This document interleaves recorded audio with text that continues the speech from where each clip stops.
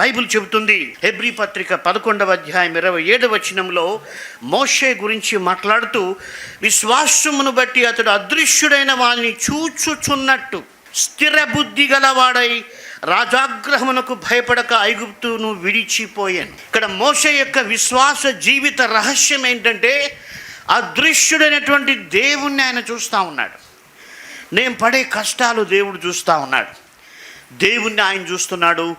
ఆయన మోషేను చూస్తున్నట్టు కూడా మోషేకి అర్థమైంది. గమనించండి, దేవుడు నన్ను చూస్తున్నాడు అన్న భావన మనకు బాగా లోతుగా నాటుకుంటే మనం దేవుణ్ణి చూడగలం. అది చాలా సింపుల్. దేవుణ్ణి మనం చూడాలి అనుకున్నప్పుడు మొట్టమొదట మనకి ఏం కావాలంటే, దేవుడు నన్ను చూస్తూ ఉన్నాడు. దేవుడు నన్ను చూస్తున్నాడు అన్నప్పుడు నీ ప్రవర్తన సరిచేయబడుతుంది, నీ జీవితం బాగు చేయబడుతుంది, నీ మాటలు సరిచేయబడతాయి.